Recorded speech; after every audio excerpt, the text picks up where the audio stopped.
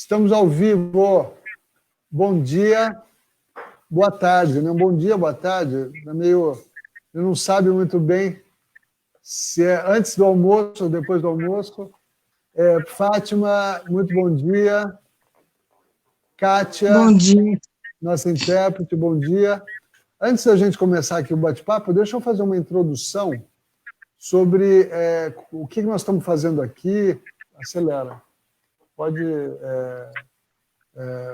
qual é a ideia desses webinars, desses lives, desses bate-papos? É o seguinte, né? Como vocês sabem, a Secretaria Municipal da Pessoa com Deficiência completou 15 anos de existência agora em abril. Ela foi criada no dia 1º de abril de 2005, certo? Como uma secretaria especial. Depois ela se tornou uma secretaria, né, completa, né, e com todos os seus atributos. Mas ela começou como uma secretaria especial, numa época muito interessante, não só sob o ponto de vista nacional, mas também sob o ponto de vista internacional. Uma série de movimentos internacionais estavam acontecendo, principalmente em função da Convenção da ONU sobre os Direitos da Pessoa com Deficiência. Então, um momento de ebulição internacional. A CPA tinha sido criada em 96, o Conselho foi criado, acho que em 89, não é, Fátima? Isso, 89. Dia 21 de agosto de 89. Então, numa sequência de fatos, né, foram sendo construídos e se somando uns aos outros, e culminaram com a criação da nossa secretaria, que foi um momento muito, muito importante na história do movimento da pessoa com deficiência no Brasil, tendo em vista que foi a primeira secretaria a ser criada no Brasil, e ela influenciou a criação de várias outras secretarias pelo Brasil todo, inclusive a Secretaria de Estado aqui do Estado de São Paulo, várias secretarias no interior, secretarias no Brasil inteiro. Então, comemorar a criação da Secretaria da Pessoa com Deficiência é algo muito importante para o movimento dos direitos da pessoa com deficiência, porque essa secretaria ela é muito emblemática, ela, de fato, mudou o movimento das pessoas com deficiência. A gente pode ver que, de 15 anos para cá, as coisas mudaram muito. Então, a gente ia fazer um seminário internacional nos dias 2 e 3 de abril. Infelizmente, por essa crise epidêmica, nós tivemos que cancelar, mas resolvemos fazer essas lives para continuar na ativa, mostrando que nós estamos na ativa, continuar gerando conteúdo importante e continuar em contato com o nosso segmento. E nós estamos fazendo entrevistas com quem? Com as pessoas que seriam homenageadas lá no dia 3 de abril, em comemoração ao aniversário, a gente ia homenagear uma série de pessoas que foram importantes ao longo desses anos, desde a criação do Conselho, passando pela criação do CPA, até a criação da própria Secretaria Municipal da Pessoa com Deficiência.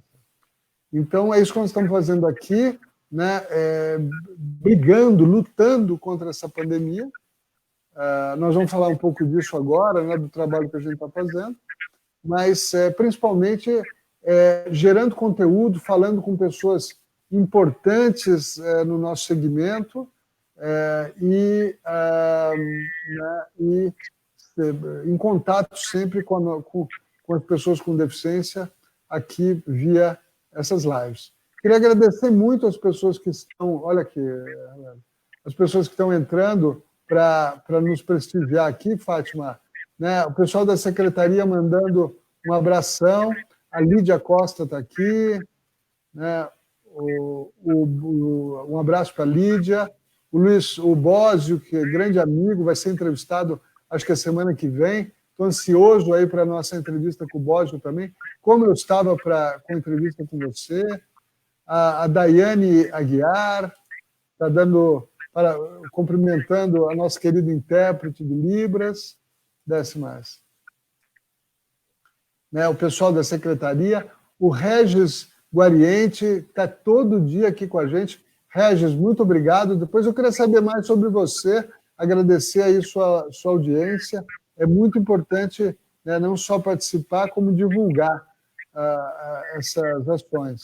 A nossa querida Marli, presidente do Conselho, o Ednilson, a Glaucia Teixeira, o Ednilson Sacramento, vai lá. Fábio Rocha Matos, um bando de gente aqui, um bando de gente aqui, o Evandro Guimarães, lá do Maranhão, está aqui, grande amigo, desce um pouco mais, a Letícia Galatro. Bom, eu vou falando, vai o último, vou falando à medida que nós estivermos conversando, quem mais vai estar com a gente aqui. Hoje nós estamos num dia especial. Eu fazia questão, né? Estava ansioso, positivamente ansioso por essa conversa com a Fátima, porque a Fátima é uma figura extremamente especial, né? É uma militante, uma mulher guerreira, um exemplo para todo mundo, né? É uma pessoa que empurra a sua causa, né, Fátima? Sim. Aí dando exemplo para todo mundo, né? Uma batalhadora, e vai ser um prazer conversar com ela. Estou vendo, está entrando muita gente. Olha, Fátima, como você consegue mobilizar as pessoas. No começo, Fátima, eu sempre começo fazendo uma pergunta para as pessoas, que é: quem é a Fátima? Ou seja, como você definiria, como você diria para as pessoas quem é você? Boa tarde, primeiramente, Cid. Boa tarde, Kátia. É um prazer e obrigado pelo convite, por estar aqui, né? Bom, a Fátima é uma dona de casa, também pessoa com deficiência, né? E mãe de uma menina com deficiência. Essa é a Fátima. Né? E lutando sempre pelos ideais, acreditando no segmento da pessoa com deficiência, né? Cada vez mais procurando melhorar, apoiar, né? Tentar construir essa política, melhorar a política da pessoa com deficiência. Essa intenção, não para mim, mas para um todo, né? Bom, começando, né, o Conselho Municipal da Pessoa com Deficiência, não, né, que foi criado. Calma lá, porque antes do Conselho eu quero falar outras coisas. Eu quero saber o seguinte: você não tinha deficiência e a sua filha não tinha deficiência. Eu queria que você contasse, porque isso é um tema muito sério, né, o que aconteceu com você, né? A gente precisa, as pessoas precisam saber para que elas tenham conhecimento, para chamar a atenção, né, do que aconteceu com você. Conta para a gente. Bom, secretário, em 2000, eu sou aposentada desde 99, eu tive um AVC com 22 anos, na verdade eu tive 3 AVCs na minha vida, o primeiro com 22 anos, e eu já era uma pessoa com deficiência. Infelizmente, em 2001, eu fui novamente vítima de uma outra tragédia. Em 2000, eu fui diagnosticada, eu era tratada com uma pessoa como epilética, eu tinha epilepsia, era o meu tratamento, e anos mais tarde foi diagnosticado como esclerose. Então, eu já tinha uma deficiência. Em 2001, aí eu fui vítima de um atropelamento, vítima de um racha. Eu, meu marido e minhas 2 filhas. Por isso, hoje, eu tenho a Viviane com deficiências múltiplas, de alto grau de comprometimento. Então, assim, desde então que essa tem sido a minha luta, né?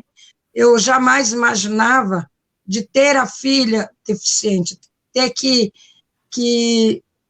estar com ela ao meu lado hoje, sendo uma pessoa com deficiência.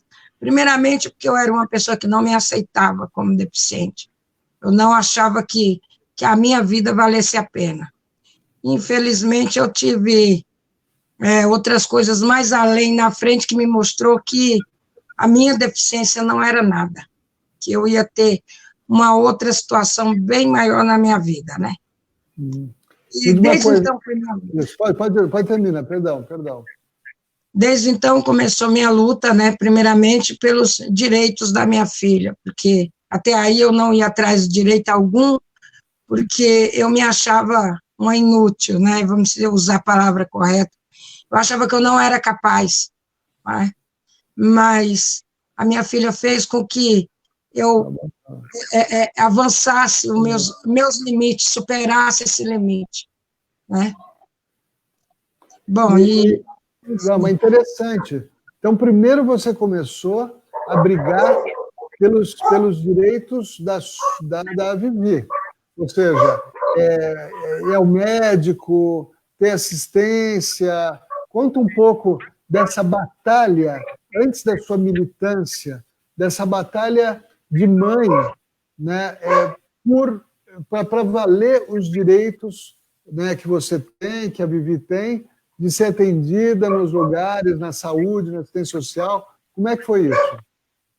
Bom, primeiramente foi uma batalha árdua, porque a minha primeira situação foi ter que brigar na justiça para ficar com a minha filha, porque, a priori, ela ficou 6 meses internada e eles queriam mandar ela para entidades com fins em fase terminais, que me diziam que ela não tinha mais nenhum tipo, não tinha mais recuperação, ela era catatônica, ela ficou 1 ano em coma, chamado coma vigia, e quando ela recebeu alta do Hospital Tatuapé, simplesmente assim, vai para casa, espera o melhor.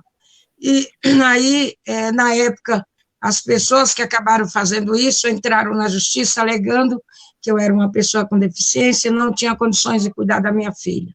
E ela foi encaminhada para várias instituições, a qual eu fiz visita e me recusei. Eu falei que a minha filha iria ficar comigo, e desde daí, então, eu ia mostrar que eu era capaz de cuidar da minha filha, assim. Uma que, anteriormente, como eu tinha tentado algumas situações inesperadas na vida, né, porque eu não me aceitava como uma pessoa com deficiência. 1 ano antes, eu tinha tentado uma das minhas 4ª tentativa em suicídio, e não tinha conseguido. O motivo Deus me mostrou mais tarde, esse motivo, que era a Viviane, que ia vir mais tarde, e aí começou a minha luta, primeiramente para poder ficar com ela, porque diziam que eu não tinha condições, que eu não poderia ficar com ela. Essa foi a minha primeira luta, né? Depois foi atrás do tratamento, porque como ela saiu com laudo, sem encaminhamento de fase terminal, então, hospital nenhum mais queria pegar a Viviane para tratamento. Eu procurei, na época, reportagens para poder me ajudar com tudo isso, que foi muito difícil. E me diz uma coisa, eu quero que você conte mais um pouco, assim, inclusive detalhes das encrencas, né, das portas fechadas, da porta na cara, das negativas que você recebeu, né? E onde foi? Na saúde, na assistência social? Como é que foi isso? A primeira porta... Conte para a gente algumas histórias marcantes para mostrar que tipo de situação as pessoas como você enfrentam. A primeira porta na cara foi a saúde, onde ela não... Hospital que atendiam elas, que passavam em avaliação, ela não era aceita. Centros de reabilitação também que não aceitava, que dizia que ela não tinha um quadro para um atendimento. E uma das minhas maiores já de enfrentamento foi com o serviço de transporte, porque eu não tinha um transporte para o seu traslado de um lado para o outro. Nessa luta toda, saía pela madrugada para enfrentar a fila da Santa Casa, enfrentar a fila do Hospital das Clínicas, e vou falar para você, hoje, a minha filha, eu agradeço primeiramente a Deus por ela estar aqui, e um médico acreditou, o único médico acreditou na minha filha, viu? Hoje eu digo que ela está aqui, primeiramente, por um milagre de Deus, porque se dependesse também pelo sistema, ela não estaria mais aqui esse dia, porque foi uma briga muito grande, né? Eu cheguei um dia, 4 horas da manhã, com uma vizinha, eu usava cadeira de roda ainda, porque eu tive fraturas expostas, minha filha catatônica no colo, cheguei no Hospital das Clínicas, e eles diziam que não podia fazer nada, que eu tinha que aguardar o que tinha que acontecer. Eu falei que eu não ia aceitar aquilo, e me sentei na calçada nesse dia, deu 6 horas da manhã, e eu chorando, e começou isso, eu cheguei lá pela madrugada, até para passar ela no Instituto da Criança, e o médico, mãe, a gente não tem o que fazer, vai embora, a gente não tem nada para fazer, sua filha já ficou internada, era como se assim, eu tinha ouvido, ela já gastou tudo do sistema, hoje não dá para gastar mais nada com essa menina. Eu cheguei a ouvir de um médico que minha filha era uma caixa de sapato vazia, ele comparou minha filha com a caixa de sapato. Uau! Falou, tá vendo, mãe, sabe uma caixa de sapato? A sua filha é uma caixa de sapato vazia, então você não tem que esperar mais nada. Então, foi duro hoje, eu queria muito ver esse médico e dizer, minha caixa de sapato vazia está aqui, graças a Deus. Então, naquele dia, eu sentei, chorei, eu já tinha, era várias andanças, 3 meses andando atrás de um médico que atendesse ela, o Hospital Tatuapé, disse que ia receber mais ela, que não tinha mais o que fazer. E eu fui atrás do encaminhamento, eles falaram que eles não iam dar nenhum encaminhamento, que eu tinha que aceitar que ela fosse para uma instituição. Eu falei que não. Ela não ia para instituição nenhuma. Desde então, foi quando eu fiquei sentada naquela cadeira de roda com a minha filha no colo, sistomática, que ela era muito catatônica, nem os olhos batiam, eu tinha que estar colocando algo para saber se ela estava respirando, então foi muito difícil. Ela ficou numa fase de desnutrição, com 7 anos ela estava com 3,8 kg, uma menina com 7 anos de idade, pesando 1 quilo, o peso de um bebê, né, praticamente. E aquilo era desesperador, eu não sabia mais o que fazer, eu olhei para essa vizinha que estava me ajudando e falei, acabou aqui, eu não vou mais atrás de nada. E o médico passou, viu, falou, o que está acontecendo com essa criança? Eu falei, olha, doutor, ninguém quer aceitar minha filha. Ele falou, não, venha comigo, vem cá, mãe. Aí me levou, eu estava chorando, ele me arrastou com essa vizinha minha e falou assim, mãe, vamos lá, vamos conversar. Mãe, a Viviane, ele falou o quadro dela, quando eu mostrei os papéis, falou, o quadro da Viviane é muito grave. Mas a senhora se incomodaria se eu levasse essa menina para o centro cirúrgico? Em 2 dias, só que eu não vou garantir a vida da sua filha. Eu falei, doutor, mas o que o senhor quer fazer? Ele falou, nós vamos fazer uma gastrostomia. Está tendo um teste aqui no HC, no Instituto da Criança, e são um dos primeiros testes. Você aceita?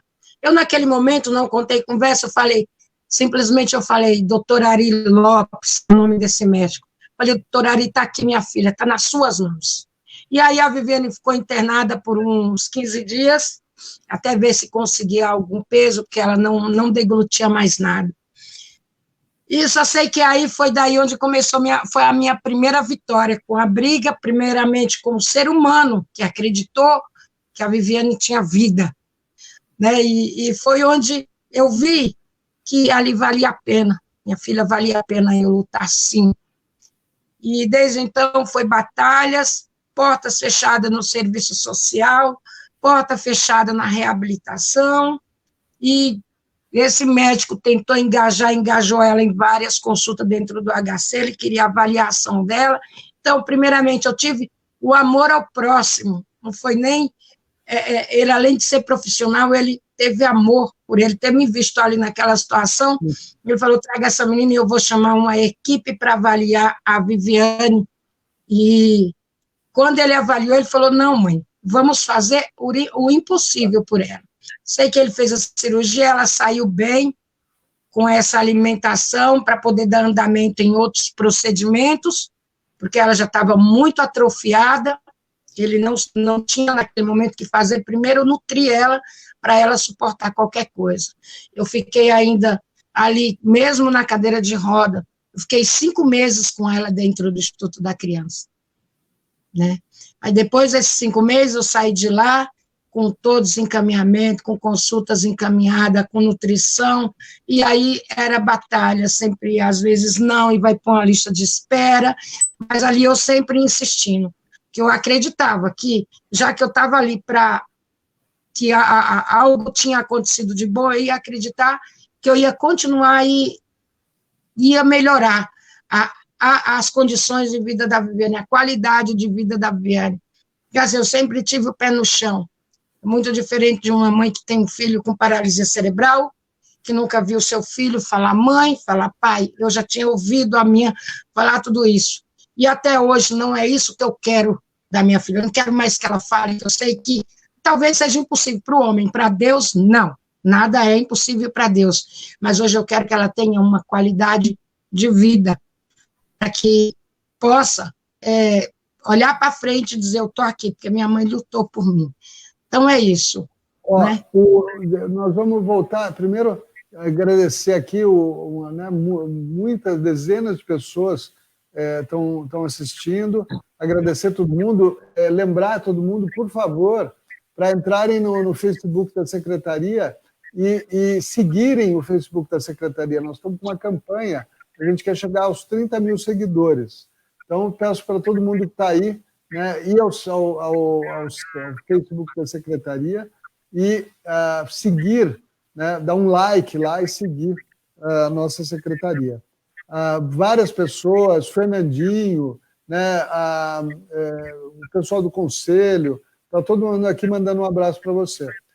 Fátima, aí, em que momento essa luta pessoal, que era uma coisa sua, da sua filha, se tornou essa briga, essa luta coletiva que você trava hoje? Ou seja, quando que você começou a militar, a transcender o plano pessoal, né, e começou a articular e mobilizar e militar na causa?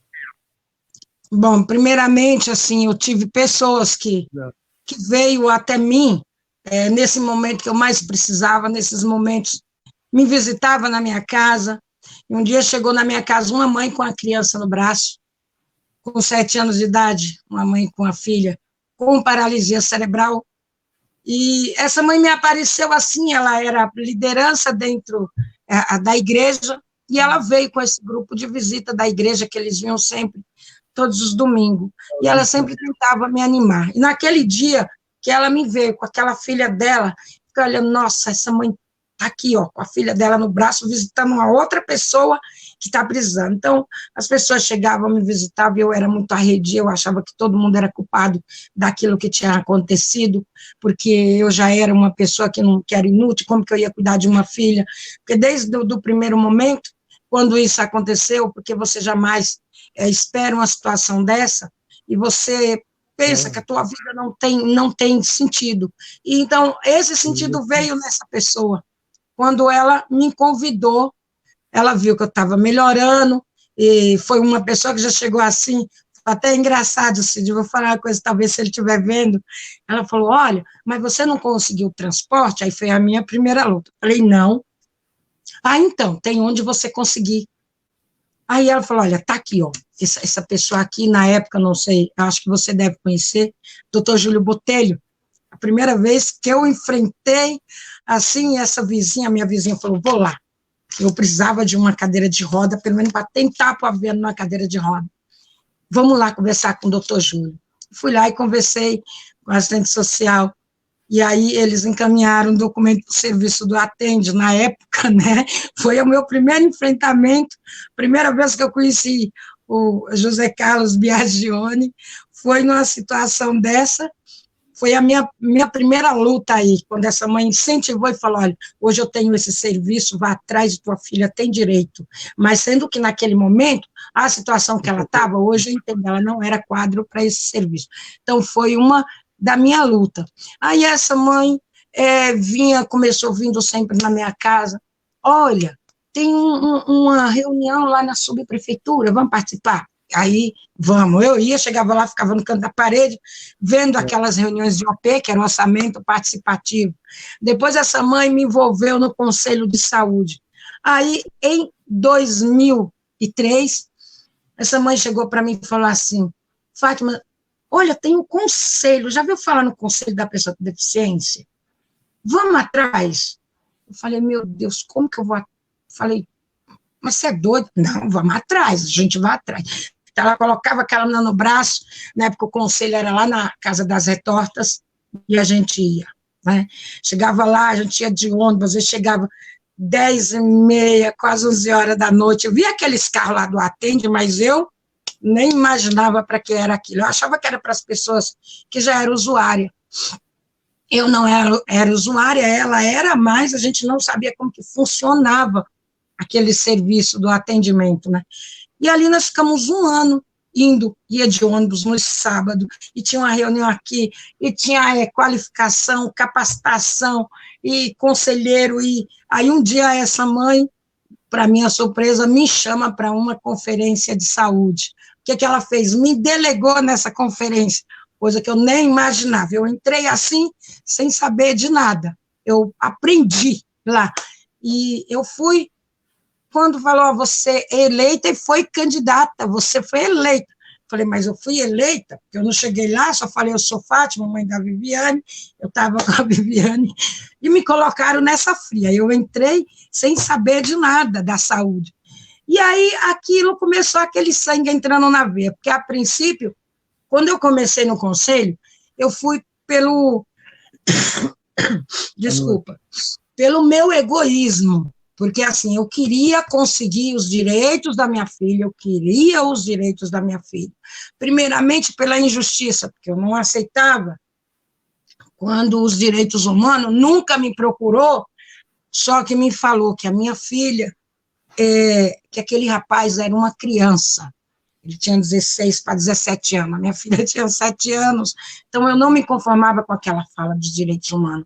Eu falei, não, eu quero conhecer um vereador, um deputado. Na época, eu tinha essa mentalidade, que alguém iria me ajudar a fazer algo para ele ficar preso. Essa era o meu objetivo. Mas depois eu vi que aquilo não era passos lentos, não era uma coisa tão simples para mim conseguir. Eu comecei aí analisando, aí chega mais na frente, eu comecei com essas participações dentro da reunião do conselho, ouvi vários depoimentos, e aí eu comecei a pensar, até ali eu estava conseguindo, aos poucos, com aquelas orientações, porque muita coisa que eu consegui foi através dessas orientações, naquela época, na militância, o presidente era o Gilberto Fraqueta, na época, quando eu conheci o conselho, então ele tinha uma fala assim, que também me encantou, que também foi um professor também na minha vida, o Fraqueta, mesmo que assim, um jeitão duro e arrogante, que é uma pessoa, depois descobri que é uma pessoa maravilhosa, e eu comecei sentindo aquela vontade, eu falei, não, eu vou, é por aqui.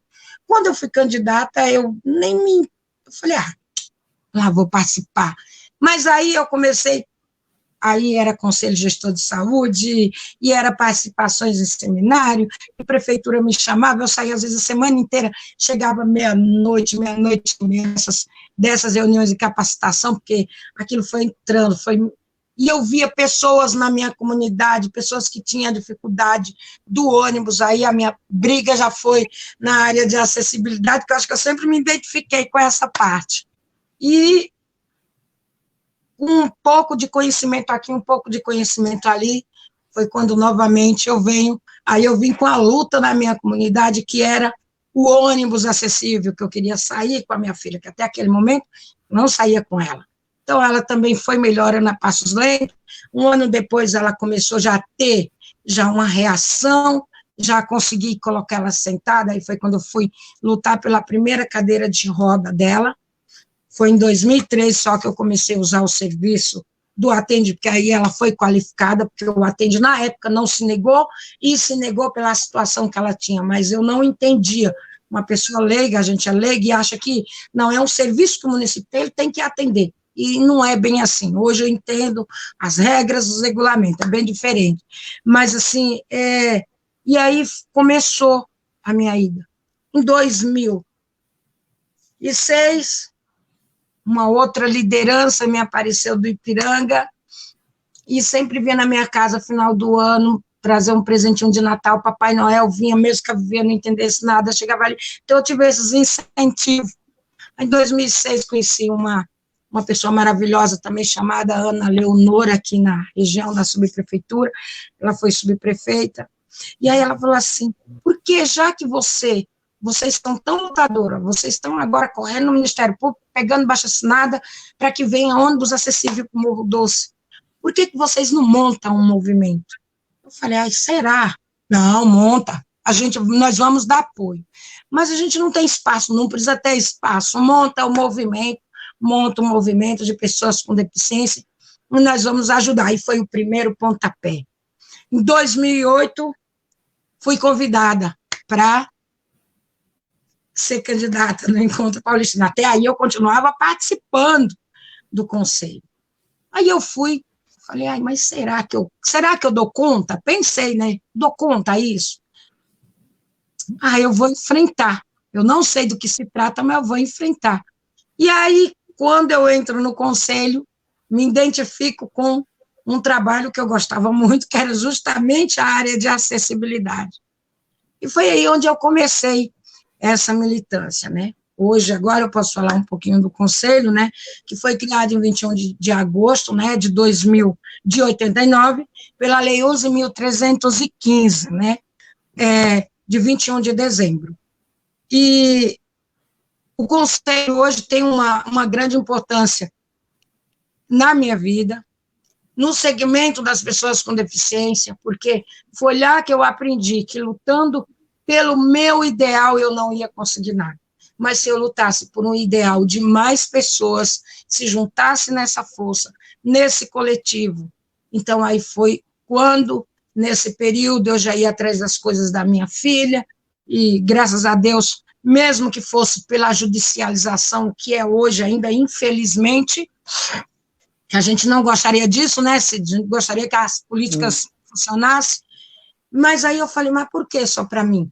Aquilo começou me incomodando, porque eu chegava lá, eu via outras pessoas falar na situação, nossa, eu estou sem isso, nossa, eu estou sem aquilo. Eu falei, tá aqui, procura fulano. Sei que nessa época, eu congestionei o Ministério Público e outros lugares, outros órgãos, que eu falava para essas pessoas, não, olha, vai lá que você consegue, vai atrás do seu direito.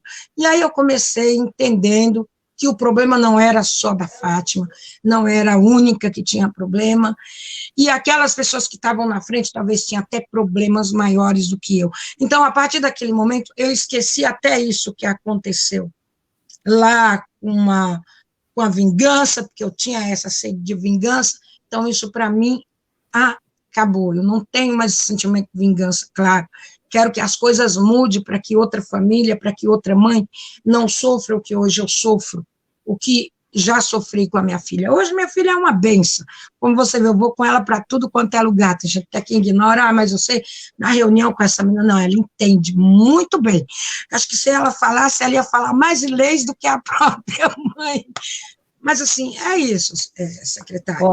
Mas assim... Fátima, eu queria que você... quando foi criado o IPDI? IPDA. Foi criado. Perdão. Dia 20... Não, antes de você responder, eu queria dizer aqui e mandar um abraço forte, inclusive ele vai ser entrevistado aqui futuramente, para o doutor Renato Baena, que foi secretário aqui da pessoa com deficiência. Ele está mandando um abração para você. Né? E um outro abraço grande para a Silvana Drago, que vai estar amanhã aqui. Então, né, eu queria reforçar, Fátima, inclusive me ajuda na divulgação. Nós estamos fazendo essas lives todos os dias.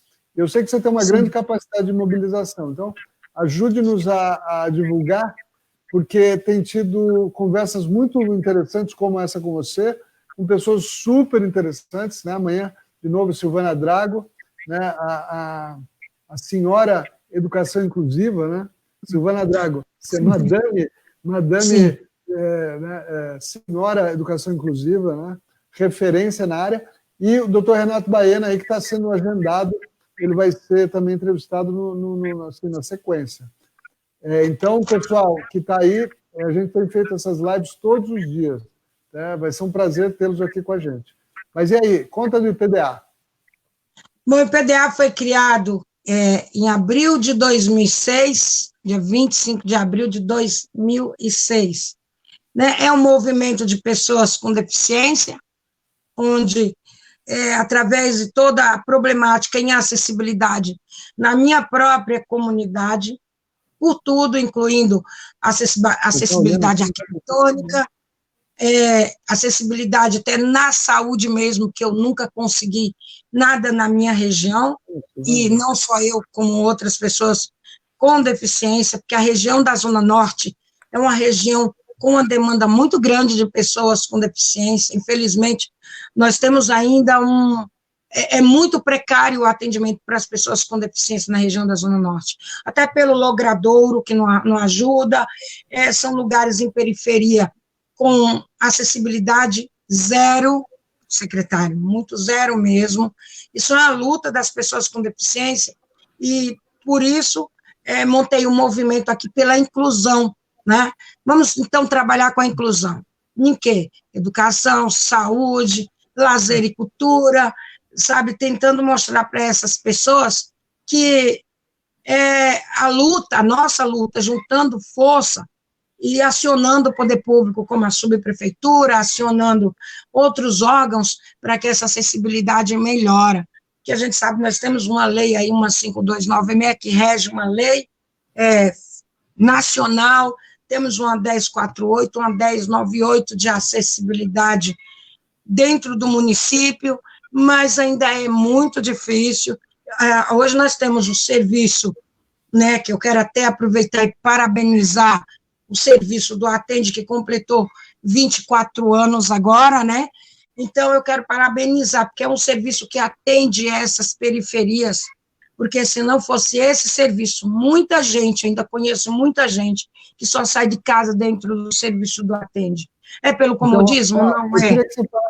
Você deve ser a maior cliente do Atende, estou brincando, a maior coordenadora, a maior... você é muito conhecida, respeitada pelo pessoal do Atende, né? E você movimenta muito, você mobiliza as pessoas usando o Atende. Conta um pouco dessa história do Atende, a importância do Atende na sua militância, né? E um pouco do que você faz hoje, essa mobilização que você faz né, via Atende. Olha, hoje, juntando com aqui o Instituto das Pessoas com Deficiência, são 35 coordenadores na região de São Paulo, que são coordenadores de vans, que levam pessoas com deficiência para locais a qual muitos, às vezes, me convidam, que são parques que estão em reforma, então leva as pessoas com deficiência para fazer vamos dizer, o test drive, né?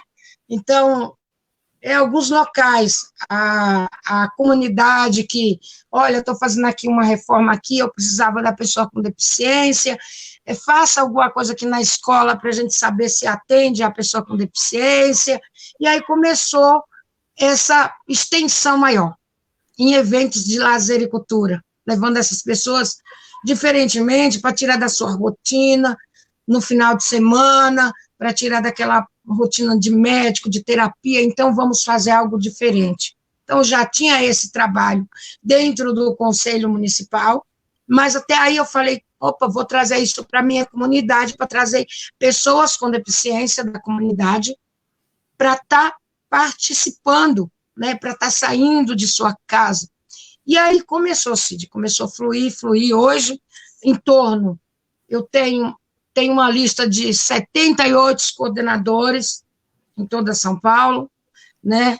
E não só eu tenho a agradecer a esse serviço, como eu sei que existem outros movimentos que também fazem esses trabalhos, se movem, estão aí na luta também, lutando para que isso aconteça, essa verdadeira inclusão. Porque o que a gente precisa? Sabemos que São Paulo hoje, a gente tem uma frota extensa, quase 99% da frota hoje do transporte público é acessível. Tá, é acessível, mas tem deficientes que têm as suas especificidades. Tem deficiente que não consegue sair de casa, mesmo sozinho ele não consegue. Principalmente esses que moram na periferia. Mesmo que ele tenha um ônibus acessível na sua porta, ele não consegue, às vezes, sair dentro da sua casa. Porque onde começa a inclusão, Cid, hoje eu digo que não é nem na rua, é dentro da nossa casa. Mas, infelizmente, muitos não têm condições para fazer uma acessibilidade dentro de suas casas para que ele consiga sair na rua. Muitos não conseguem.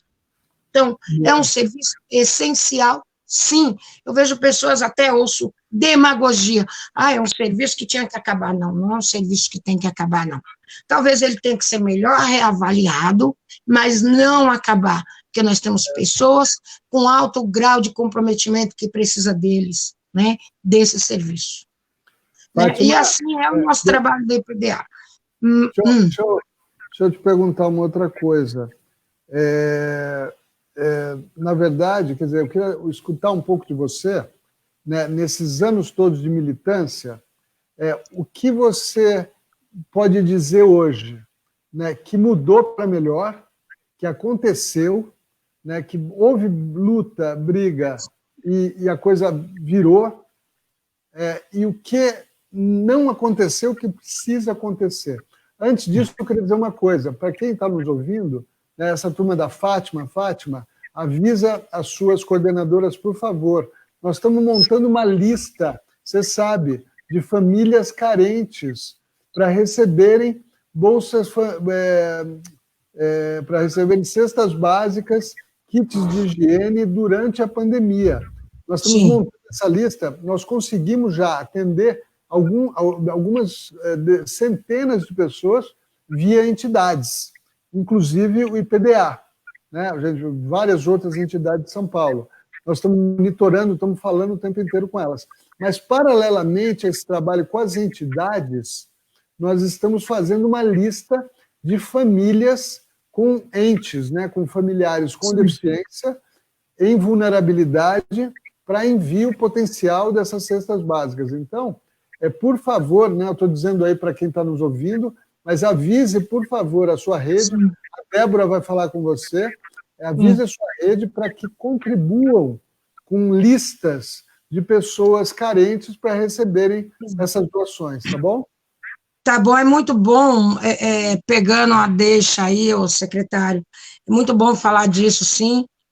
Eu até tive algumas doações, não contemplei todos, porque, como eu falei, eu tenho uma lista muito grande de pessoas, então você tem que ir naqueles que estão naquele momento que você acha que tem aquela necessidade naquele momento. Então, estou tentando também trabalhar isso, eu tenho falado, inclusive, com a Débora. Mas eu quero aproveitar essa deixa sua das áreas do movimento social, sabe? O que você acha que nós, né? Eu sou novo nesse movimento, digamos assim, né? E eu me vejo muito mais como um gestor. Eu acho que eu fiz um trabalho bom na Secretaria de Estado, acho que estamos fazendo um trabalho bom aqui também, mas eu queria ouvir de você, né, nesses anos todos que você milita, o que mudou para melhor e o que falta fazer? Qual é a agenda que você propõe, né, de melhoras que tem que acontecer? As melhoras que tem que acontecer, uma delas é o atendimento voltado para todas as pessoas com deficiência. Essa sempre foi a minha luta, sem exclusão nenhuma, Cid. A melhora, a qual hoje eu vejo, que melhorou muito, conforme eu falei, que o único resultado que eu vejo, sinceramente, da sua amiga aqui, é na questão do transporte, foi o que evoluiu muito. Mas em outras situações, ainda é muito difícil o atendimento para a pessoa com deficiência. Nós temos uma rede de atendimento e reabilitação, que pela rede de atenção básica de saúde, onde esse atendimento ainda é precário para essas pessoas com deficiência, essas pessoas que não conseguem chegar até esse local. Eu vou dar um exemplo, aqui nós temos um ser e um NIR em Perus, mas se alguém nunca foi lá, vá e verá se algum deficiente consegue chegar lá. Eles são os primeiros a dizer que eles não têm demanda. Eu não vou lá. Eu não vou, porque eu não consigo chegar até lá. Então, para que temos uma acessibilidade se nós não conseguimos chegar, ter acesso, Cíntia?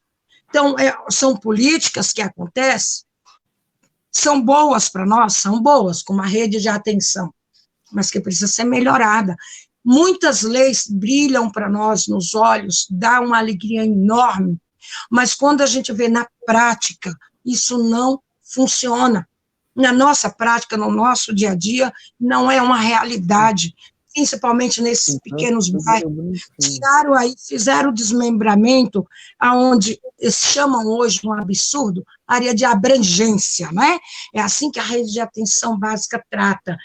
Olha, Maria de Fátima, você vai ficar na sua região, nós vamos fazer um trabalho que lá você está próximo de casa, você não precisa sair da sua casa. Beleza, mas eu não consigo chegar ao local. Aquilo brilhou meus olhos? Brilhou, porque se eu gastava 1 hora para atravessar São Paulo, para fazer uma reabilitação da minha filha, eu posso gastar 15 minutos. Mas como que eu vou gastar 15 minutos se eu não chego nesse lugar de acessibilidade, nessa reabilitação?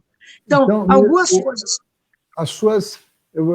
Você acha que as maiores reclamações ainda, o que você mais batalha ainda, é pela melhora na área da saúde? Na área da saúde, né? Então, eu vejo que isso não tem melhorado para as pessoas com deficiência em regiões de periferia. Eu preferia sair 3 horas da manhã, enfrentar uma fila numa Santa Casa, uma fila num hospital de alta complexidade, e chegar lá, eu ficava o dia inteiro, mas é sem café, sem comer, sem nada, porque mãe tira isso de letra. A gente toma um gole d'água, acabou. Eu, como eu sou fumante, felizmente tenho vergonha na cara, um cigarro já acabava a minha fome, mas minha filha era atendida. Só que hoje não é isso que acontece nas nossas unidades básicas. Vamos procurar um médico de família que vem nos atender, ele faz vários encaminhamentos. Aqueles encaminhamentos, eles se mandam para a rede, que não tem nenhuma acessibilidade. Você chega no posto que eles encaminharam, não tem escada, ou tem elevador, o elevador está quebrado, ou aquele médico naquele dia não veio, também não avisou. Então, existem essas situações que eu já atravessei da Zona Norte para a Zona Leste para chegar lá e acontecer isso, por uma rede de fluxo de atenção ao atendimento à pessoa com deficiência. Então, eu não vejo acessibilidade nisso, Cíntia. Infelizmente, quando nós tínhamos não essa área chamada área de abrangência, essas pessoas, se elas não conseguiam aqui, ali, tudo bem, peregrinava, mas elas conseguiam. Só que hoje, não. Hoje não consegue se fazer isso. E essa pessoa, ela fica navio numa lista de espera de 4, 5 anos para um simples exame. Eu tive que brigar, você sabe muito bem, eu tive que brigar na justiça, e eu vou falar para você aqui, para todos aí ouvir. Desde o ano passado que eu brigo para minha filha fazer uma gastrostomia na rede do SUS, ela fez um exame de endoscopia por essa gastrostomia. Se eu falasse para você que já vai fazer 1 ano que eu fiz o exame, e a ACD, que na época foi obrigada pela justiça a fazer o exame, que era o único que poderia fazer, na época, que encaminharam a rede, que foi pelo Sistema Único de Saúde, não diretamente a ACD, tá? Que fique claro, foi encaminhada, chegou lá, ela fez o exame. Só que desde então eu não tenho o resultado do exame. Eu voltei numa médica da rede de atenção e eles disseram que não pode me fornecer um exame. Quer dizer, eu briguei para fazer o exame, só que agora nem o exame está valendo mais e eu vou ter que brigar de novo para tirar até esse resultado de exame velho dentro de uma rede de atenção. Então, são coisas que não tem lógica. E não isso, eu vejo outras mães com dificuldade, conforme você falou aí da área do social, eu acho bem interessante o que faltou agora, com toda essa situação da pandemia. Eu fiquei dias, assim, muito revoltada, não vou mentir para você, logo quando começou toda essa história, a pessoa não o idoso, a tecla era o idoso, era o idoso, era o idoso, esqueceram naquele momento a pessoa com deficiência, não tinha nenhuma ação da pessoa com deficiência, e agora está começando, sim, mas eu vou falar para você, muitos deficientes já morreram aí, muitos deficientes, pelo menos autistas. Então, eu queria, por sinal, para quem está nos ouvindo, eu gostaria que quando a gente souber, quem souber de mortes, ou mesmo de contaminações de pessoas com deficiência pelo coronavírus, que nos avisem para nós monitorarmos o atendimento e talvez ajudarmos em algo, entendeu? Porque é verdade mesmo, você tem razão. Aqui, inclusive, isso parte do Ministério da Saúde. Você sabe que tem uma cadeia, Ministério da Saúde, Estado e município. Em geral, o município segue o protocolo estabelecido pelo Ministério da Saúde. E, de fato, o Ministério da Saúde foi muito relapso na questão da pessoa com deficiência. Eu venho aqui em São Paulo, junto aos secretários e ao prefeito, desde fevereiro, pedindo ações voltadas à pessoa com deficiência. Então, hoje nós estamos fazendo várias ações interessantes, né? Você sabe, estamos lá no Tietê atendendo pessoas com deficiência em situação de rua, a gente está atendendo, sei lá, 20 ou mais, acho que mais entidades aí de pessoas com deficiência, com cestas básicas e tudo mais, mas, de fato, eu sempre senti que existia uma não preocupação com a pessoa com deficiência, e pessoa com deficiência, com certeza, é grupo de risco. Então, você, sabendo de casos, nos avise.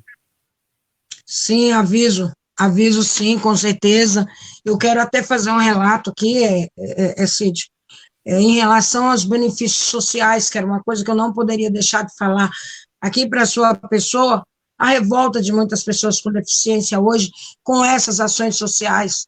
Sabe, eu tive um caso de uma mãe, semana passada, que eu achei aquilo grotesco, eu achei muito besta.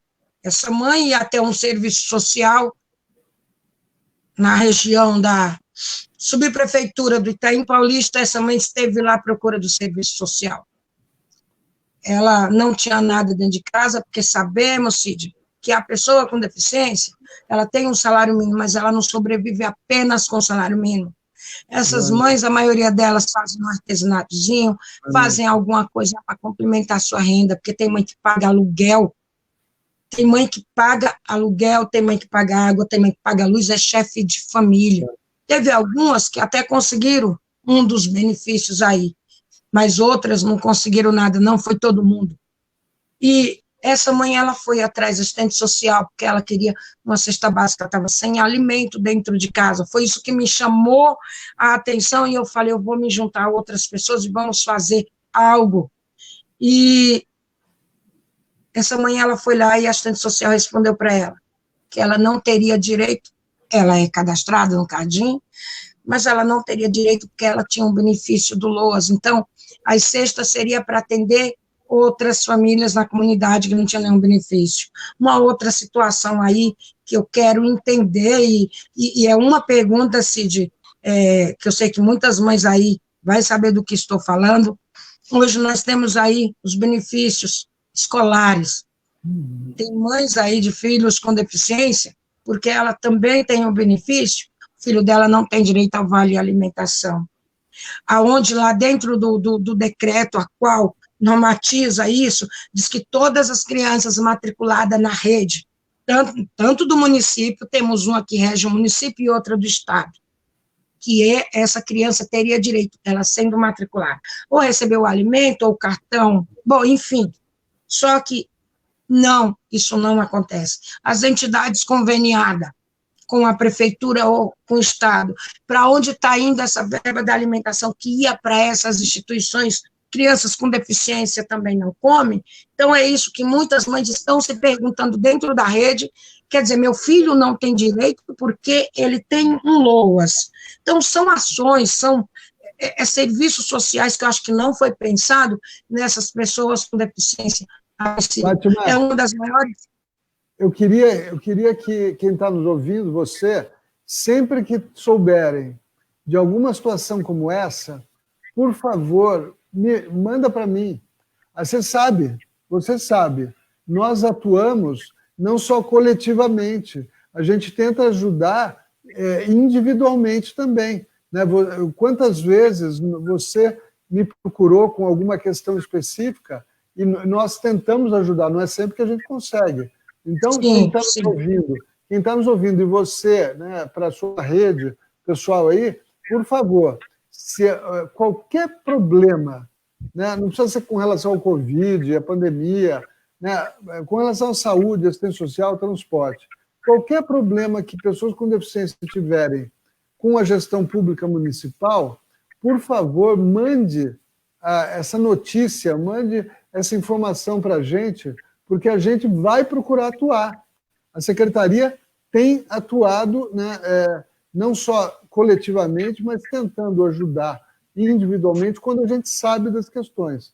Então, né, usem a Secretaria, porque nós estamos aqui, entre outras coisas, para isso. Então, secretário, eu até queria sugerir para a sua pessoa para que trouxesse alguém para falar hoje desses benefícios. Quem é contemplado, quem pode ser, quem não pode, porque às vezes falta esclarecimento, quais os benefícios que hoje tem para as pessoas com baixa vulnerabilidade, que têm umas especificidades. Acho que seria muito interessante trazer alguém para essa live aqui. Pense nas próximas em fazer isso.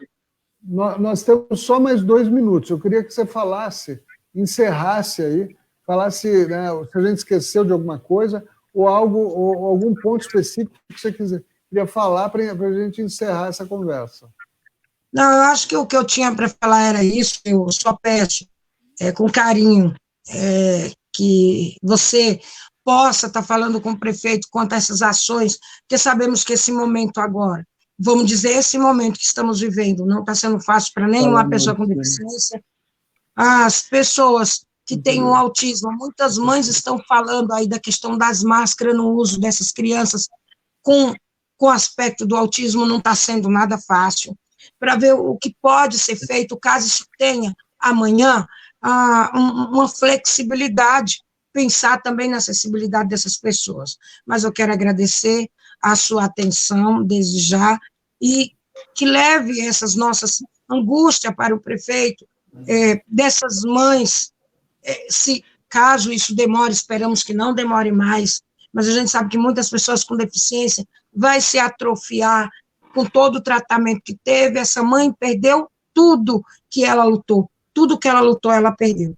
Então, é isso. Eu agradeço aí, e obrigado, Kátia, pela sua interpretação maravilhosa, e obrigado a todos que estão nos assistindo, e vamos aí contribuir, espero que venham mais lives para que outras pessoas, e também, secretário, essas lives seriam interessantes para apresentar o conselho, os conselhos das pessoas com deficiência, porque ele precisa ser mais divulgado, as pessoas precisam conhecer os trabalhos dentro do Conselho Municipal, né? Porque nós vamos entrevistar os presidentes aqui, vai todo mundo que ia ser homenageado lá atrás, e tem uma lista no site da Secretaria das pessoas que seriam homenageadas. Então, todas elas vão falar aqui. Um dos temas mais importantes aqui das discussões, com certeza, é o Conselho, é a mobilização popular. Olha, eu fico muito chateado de terminar, porque está bombando de gente. Né? É o momento que tem mais gente, né, logada aqui agora. Mas não tem jeito, a gente tem que cumprir um horário nosso aqui. Sim, com certeza. Secretário, eu quero aproveitar também, já mesmo com a sua ação também, o movimento Mães Especiais Simone Vigliato, Lídia Costa e aqui o Instituto PDA, estamos fazendo também uma ação de arrecadação de produtos de higiene, de alimento, para tentar socorrer aqueles que também precisam, que a gente sabe que hoje a situação não é só de pessoas com deficiência, mas temos outras pessoas, também idosos, acamados, né, que não fazem parte da nossa vida. Me passa essa lista, porque a prefeitura está distribuindo milhares de cestas básicas.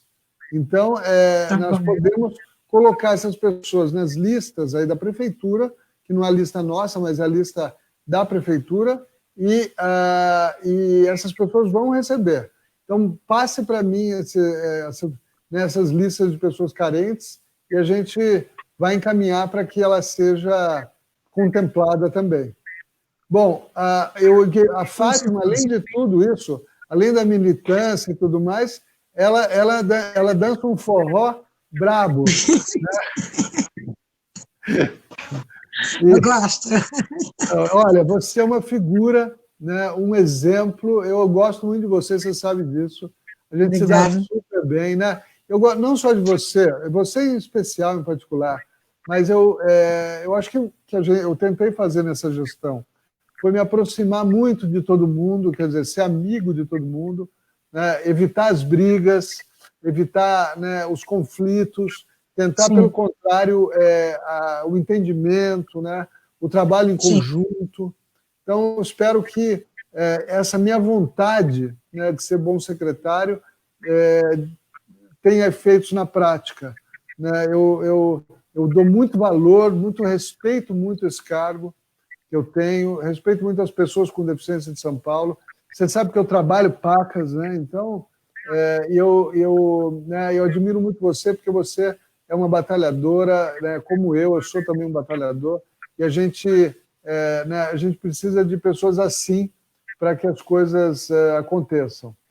Fátima, muito obrigado. Obrigada. Se a gente quisesse, a gente podia ficar mais um tempo aqui conversando, mas a gente tem que parar.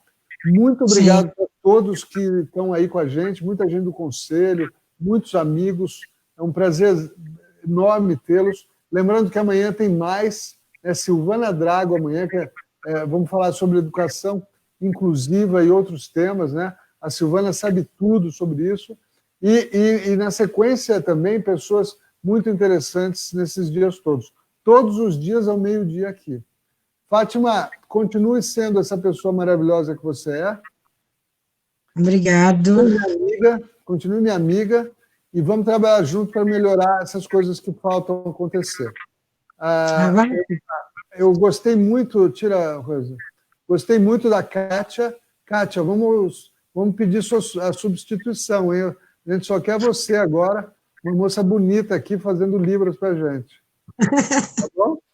Então, olha, um abraço a todos e muito obrigado. Até amanhã. Obrigadão. Boa tarde. Boa tarde. Fica com Deus.